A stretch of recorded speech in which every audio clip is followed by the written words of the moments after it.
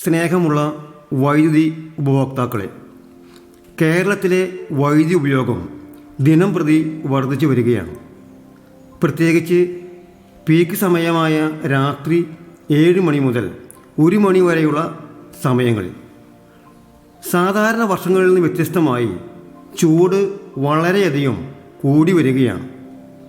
ഈ സാഹചര്യത്തിൽ വൈദ്യുതി ഉപയോഗം കുറയ്ക്കൂ എന്ന KECBയുടെ നിർദ്ദേശങ്ങളും പരസ്യങ്ങളും കാണുമ്പോൾ ഉപഭോക്താവിൻ്റെ ന്യായമായ സംശയം, KECB വൈദ്യുതി വിൽക്കുന്നവരല്ലേ? പിന്നെ എന്തുകൊണ്ടാണ് വൈദ്യുതി ഉപയോഗിക്കരുത് എന്ന് പറയുന്നത്? ഉപയോഗിക്കുന്ന വൈദ്യുതിക്ക് ഞങ്ങൾ പണം നൽകുന്നില്ലേ?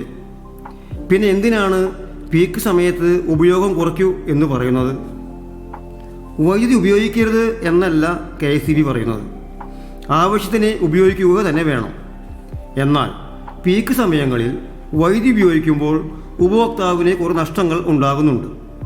ഉദാഹരണത്തിന്, നിങ്ങളുടെ വീട്ടിലെ ടാങ്ക് നിറയാൻ പകൽ സമയത്ത് അരമണിക്കൂർ എടുക്കുന്നു എന്നിരിക്കട്ടെ.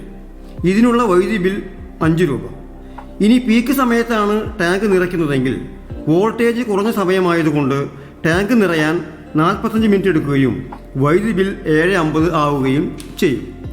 ഇങ്ങനെ ഓരോ ദിവസവും ഓരോ ഇനങ്ങളിലുമായി വൈദ്യുതി ബിൽ വർദ്ധിക്കുകയും ചെയ്യുന്നു. ഇനി മറ്റൊരു നഷ്ടം, കേരളത്തിലെ വൈദ്യുതി ഉൽപ്പാദനം ആവശ്യകതയുടെ 1/3 മാത്രം. ബാക്കി 2 ഭാഗം പീക്ക് സമയത്ത് നമ്മൾ പുറത്തുനിന്ന് വാങ്ങുന്നു. ആ സമയത്ത് വില 15 രൂപയേക്കാൾ കൂടുതലാണ്.